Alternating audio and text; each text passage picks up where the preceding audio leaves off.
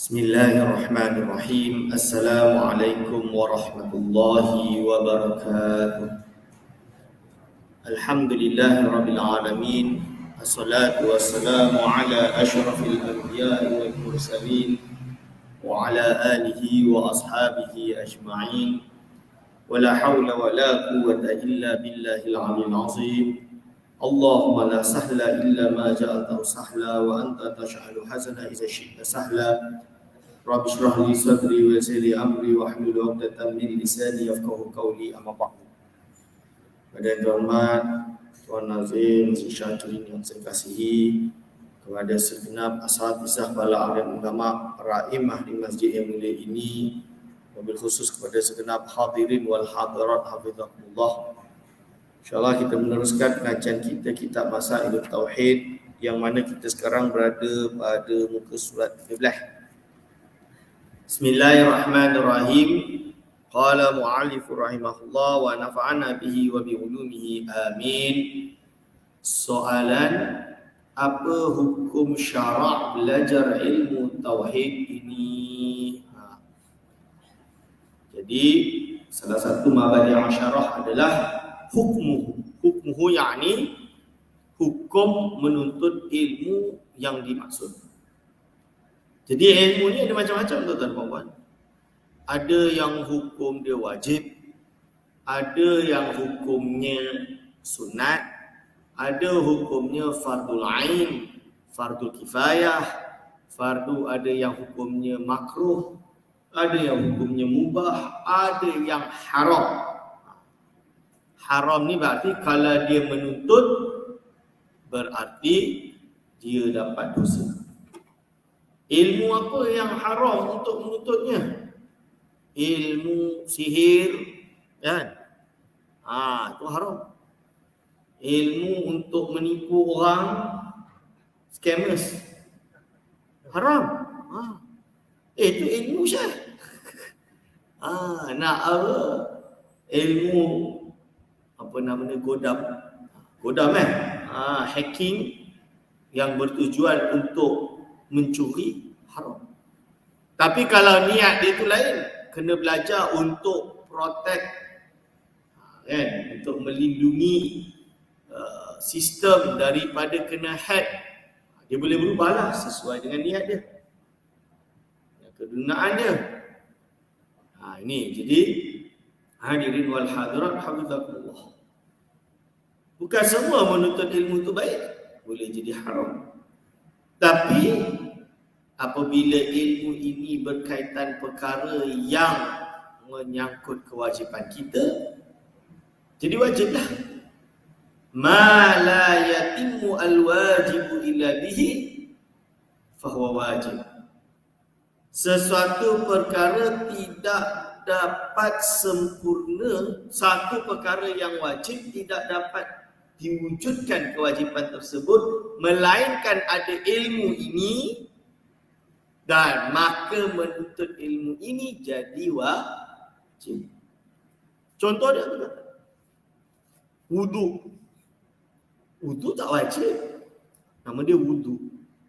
Wudu tak wajib. Tapi solat subuh takkan sah melainkan ada wudu. Berarti berwudu itu jadi wajib, kerana solat yang wajib tidak akan sah melainkan ada wudu. Itu contoh dia. Maka tak dapat nak wudu kecuali belajar cara-cara wudu. Menuntut ilmu cara-cara wudu jadi wajiblah. Begitu juga para wanita. Bukan lelaki. Wanita ni hukum hakam dia ada ekstra sikit. Dia ada hukum haid, hukum nifas, istihadah. Ini fardu syekh. Kalau dalam keadaan haid, macam mana dia nak solat? Macam mana dia nak solat dalam haid? Tak boleh, haram. Ustaz, ini darah haid ke darah istihadah? Warna dia sama-sama merah. Kan?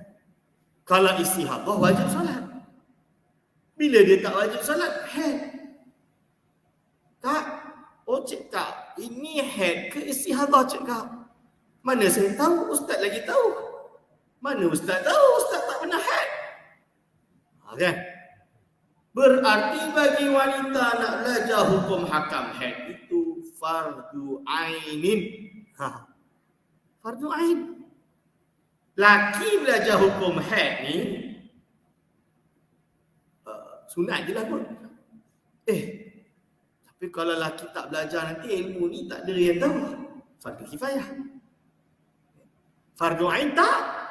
Sebab kita bukan setiap masa mengalami wanita fardu ain. Ada isteri, suami isteri, ada isteri dia tak tahu hukum haid. Belajar sekolah Inggeris, mana dia kerti? Kan, zaman dulu sekolah British. Mana dia belajar hukum hakam haid? Dapat pula mungkin mak bapak dia tak begitu tahu. Bila dah kahwin, si suami kata, ini darah haid ni. Mana tahu? Tapi abang pun tak adalah tahu sangat. Contoh dia lah. Maka si suami dia macam mana? So, makcik ni macam mana? Wan ni macam mana? Kalau suami dia tak ada ilmu haid, haram suami dia khabar dekat isteri dia tak boleh keluar rumah. Haram. Wajib izinkan si isteri untuk keluar. Carilah ustazah. Kalau tak ada ustazah, ustaz lain lah yang boleh ajar dia hukum haid. Ini dia kena belajar. Wajib. Haram bagi suami, haram. Kalau si suami dia tu jealous. Anaklah ustaz tu handsome. Memang betul. Maka suami dia pergi keluar mengaji dengan ustaz yang handsome tadi tu. Balik rumah ajar isteri dia. Contoh dia. Ini adalah ilmu agama.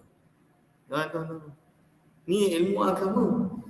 So kita kena jaga agama ni.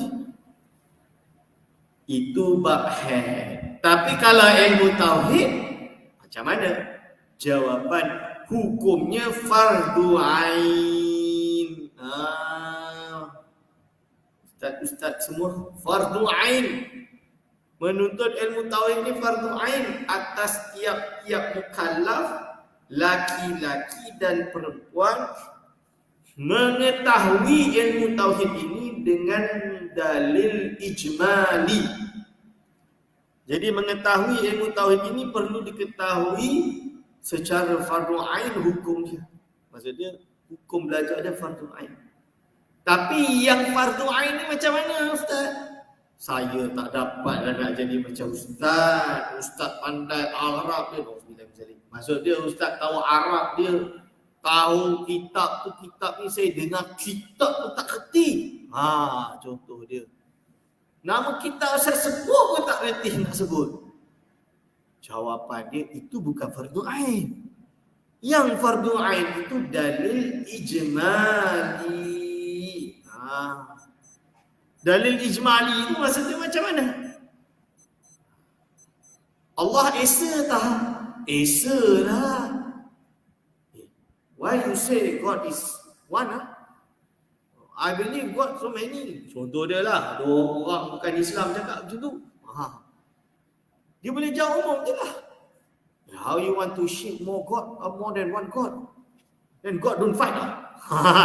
Contoh dia. Itu dalam ijmali lah tu. Ini God don't fight.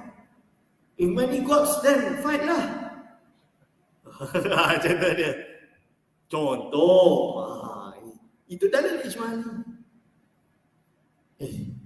Apa sifat Allah? Allah Maha mendengar. Contoh dia. Kenapa Allah Maha mendengar?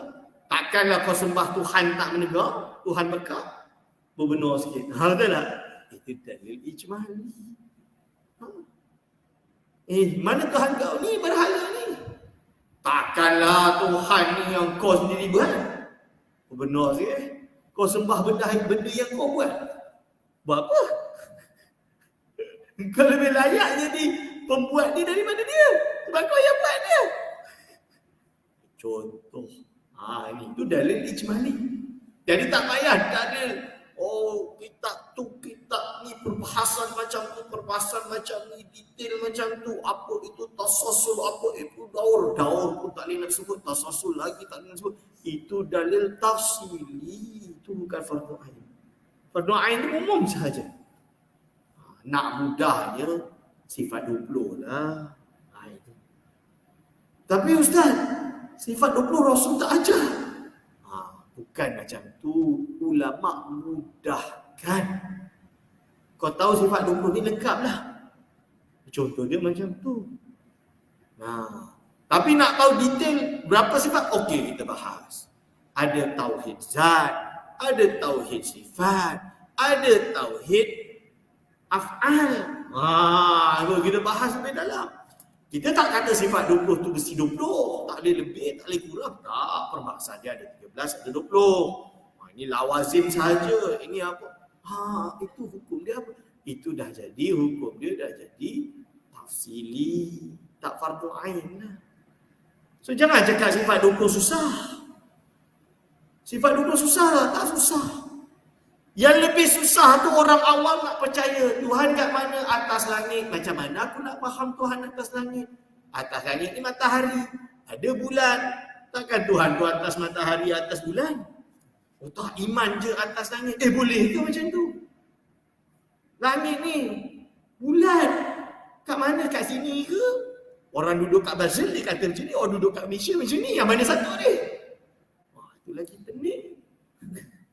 Kerana Allah SWT tidak bertempat. Kalau Allah SWT bertempat, berarti dia mengisi ruang kosong. Takkan lahir. Ini jawapannya. Okey, tu. Seperti berkata ia, tanda-tanda Allah Ta'ala itu baharu.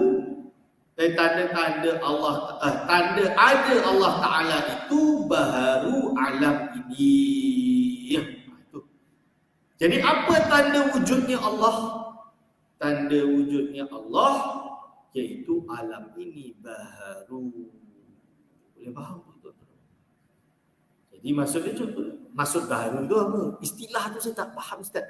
Okey, ni bahasa kitab lama. Bukan kena ikut kitab lama, bahasa ikut juga macam ni. Tak. Nak mudahnya macam ni. Apa dalil Allah itu wujud? Buktinya adanya alam. Alam ini kan dari tiada lalu ada. Benda yang tiada lalu ada mestilah dibuat. Kalau benda dibuat mesti adalah pembuat. Maka Allah SWT wujud. Dialah yang membuat alam ini. Kerana kalau ada yang lain buat alam ini, nescaya dia itu kena qadim, kena sedia ada. Maksudnya tidak dibuat. Kalau dia itu dibuat, berarti dia bukanlah Tuhan. Selagi benda itu dibuat, berarti dia bukan Tuhan. Tuhan itu adalah pembuat yang tidak dibuat. Peningnya Ustaz pelik-pelik. Ringkaskanlah potong tadi. Tu saya dah nak syarah dalam-dalam sikit. Itu. Ibarat zaman dulu tu, apa dalil Allah tu wujud? Kau duduk mana? Kau dekat alam. So kalau Allah tak wujud, siapa yang buat alam ni? Dah selesai ya. Itu. Selesai. Sifat 20 tak susah. Sifat 20 ni senang. Dulu kat kampung orang belajar senang je, hafal dah. Sekarang tiba-tiba sifat 20 susah. Kalau sifat 20 susah, tauhid 3 lagi susah. Ada rububiyah, ada uluhiyah, nak sebut pun dah susah.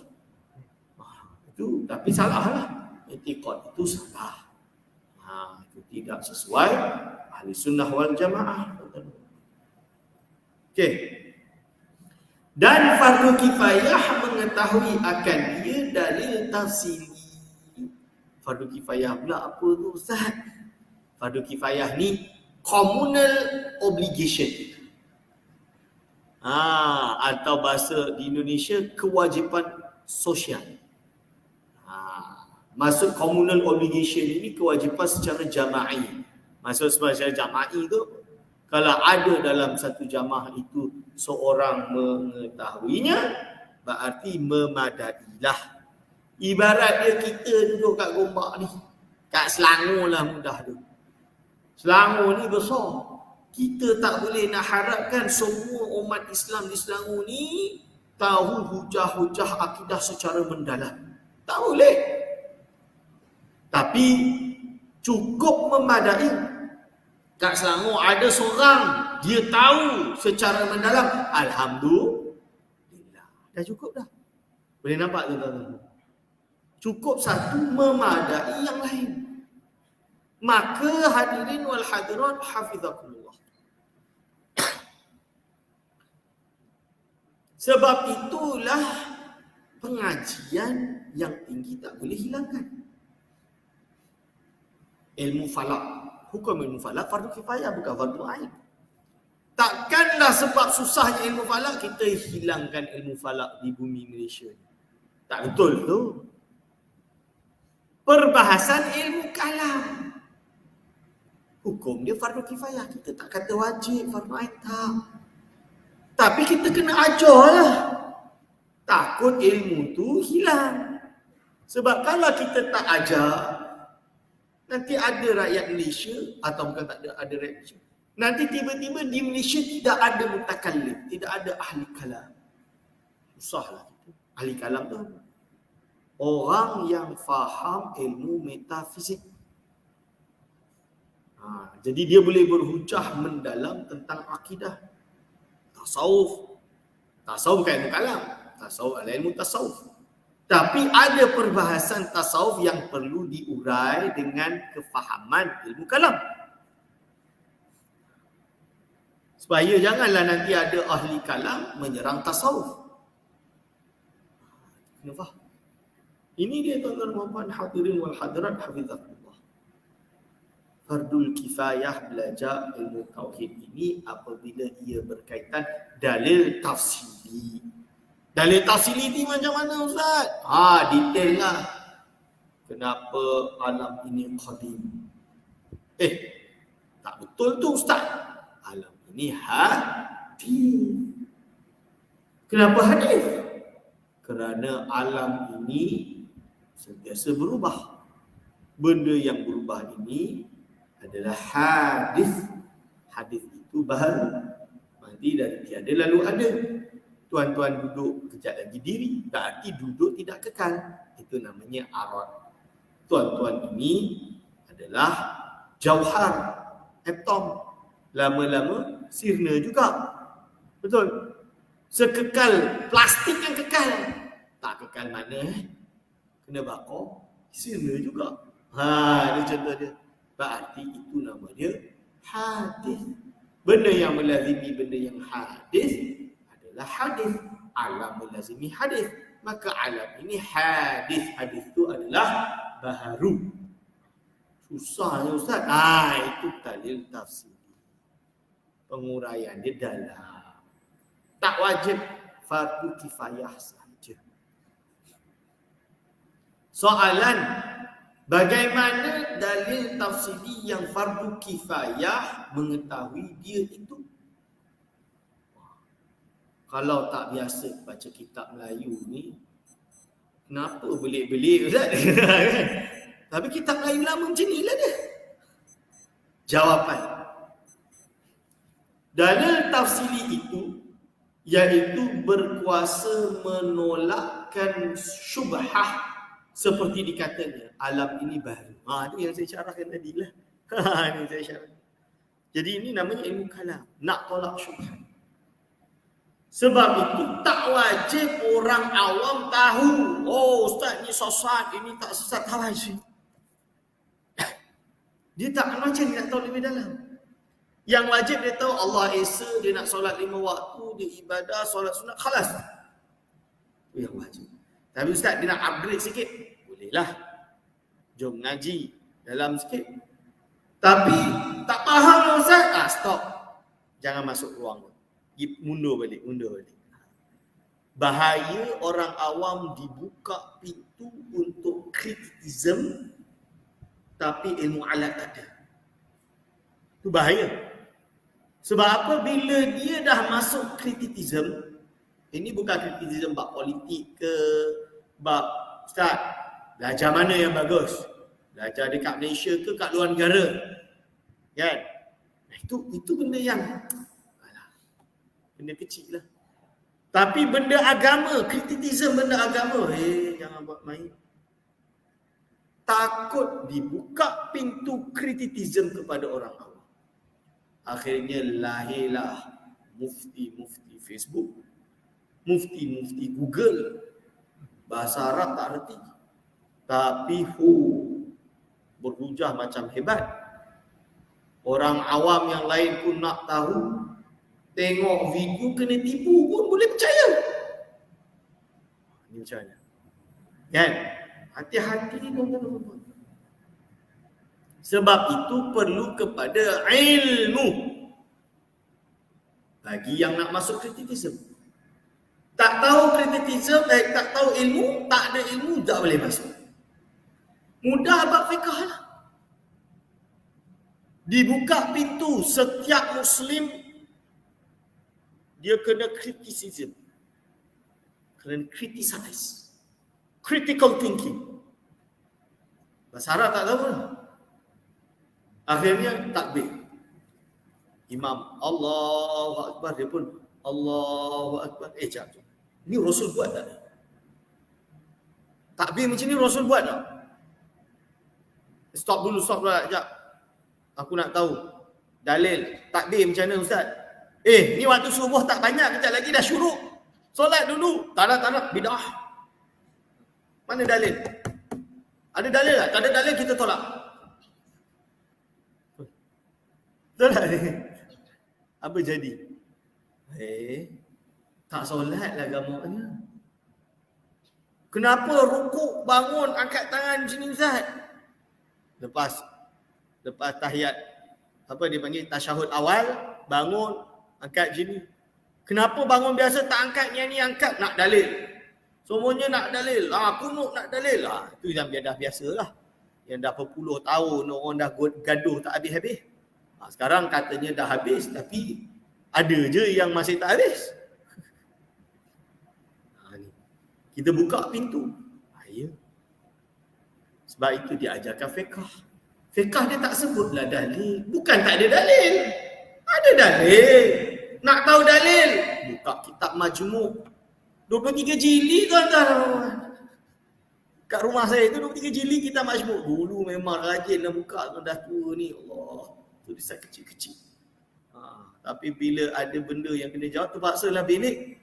Kalau dulu tu memang belik semalam. 2 malam baru jumpa jawapan. Hari ni dah susah dah. Nak tak nak. Kan? Kita pun terpaksa buka. Mata dah rabun. Ni. Saya bagi contoh. Maksud dia. Boleh tak orang awam yang kata, Syekh, tak tahu dalil. Pergi buka kitab Majmu'. Nak tak tahu Arab. Cuba terjemahkan. Kita kena ikut Quran Sunnah sahaja. Saya Quran Sunnah kita tolak. Pendapat ulama tak maksum. Dia boleh salah. Rasul maksum. Saya nak dengar Rasul. Okey, kau buka ni, bab ni ada dalam tu. Cuba buka. Tak tahu bahasa Arab Ustaz? Terjemah dulu. Tak beramal lagi. Kan? So kita kabur je lah. Orang tanya, Ustaz, kenapa macam ni? Dalam kitab Fathul Qorib kata macam ni. Selesai. Terima. Amal. Orang awam. Tapi kalau ulama, jom kita ngaji. Maksud dia, budak pondok. Kami di pondok, memang ngajilah kitab besar-besar tu. Siapa kata tak ngaji dalil? Ada dalil. Ngaji. Hasyiah Tarmasi, Mahfud Termas Indonesia. Tapi lahir kat Mekah. Meninggal kat Mekah. Dia karang 7 jilid kitab syarah kepada hasyiah kepada Minhajul Qawim karangan Ibn Hajar Al-Haytami. 7 jilid. Besar tu. Dia mengaji dalam tu dia sebut. Perkara ni macam ni sebab hadis ni. Perkara ni macam ni hadis ni. Menurut orang hadis ni adalah da'if. Tapi dia adalah hasan menurut Imam Tirmizi. Boleh pakailah. Fahamlah contoh dia. Dia ada sebut. Ulama Melayu tu, bukan Melayu lah, Jawa lah. Tapi ulama Nusantara tu. Syekh Mahfuz Termas. Nama Nusantara je.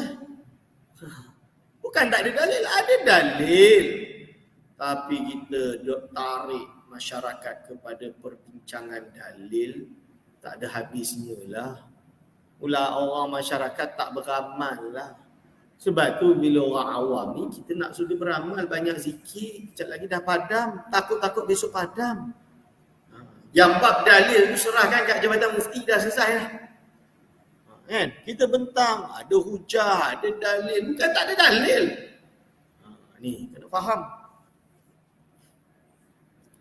Lalu dia sebut, maka tiap-tiap yang baru itu tentu ada yang membaharukan dia. Benda baru mesti ada yang membaharukan dia. Muhdith. Kita panggil muhdith. Muhdith itu yang membaharukan dia. Iaitu Allah Subhanahu Wa Taala. Ataupun dikatanya, alam ini berubah-ubah dan tiap-tiap yang berubah-ubah itu baharu. Ini yang saya sebut tadi lah. Alam ini mutaghayyir. Semua benda yang taghayyur itu baru, maka alam itu baru. Dan tiap-tiap baharu itu tidak kena jadi. Jadi benda baru tu tak nak kena jadi. Maka tentulah alam ini kena jadi. Kena jadi itu maksud dia makhluk lah. Kalau tak ada ilmu alat, baca ni kena jadi tu apa? Hari jadi. Hari contoh dia. Maksud dia kenalah makhluk, kenalah masnu' minal adam ilal wujud. Itu bahasa Arab tu. Maka tentulah alam ini kena jadi. Yang menjadikannya ialah Allah Subhanahu Wa Taala, zat yang wajibul wujud. Jadi Allah SWT itu zat yang wajibul wujud. Yang alam lagi, yang alim lagi hakim. Yang Allah SWT ini alim lagi hakim. Yang berdiri sendiri, berkuasa pada menentukan tiap-tiap sesuatu.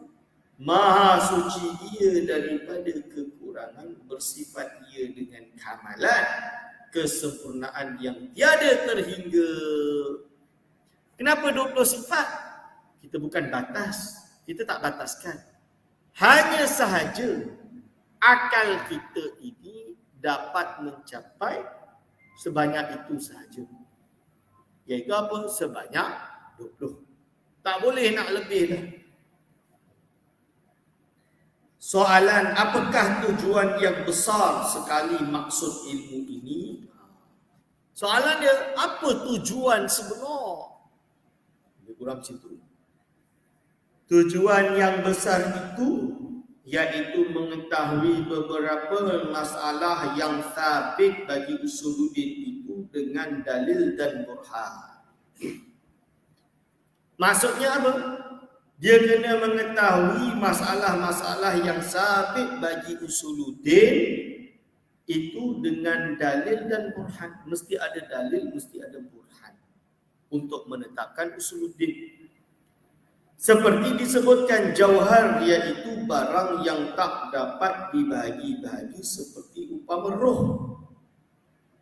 Jauhar tu apa? Jauhar yang paling kecil yang tak dapat dibagikan lagi, itu namanya jauhar.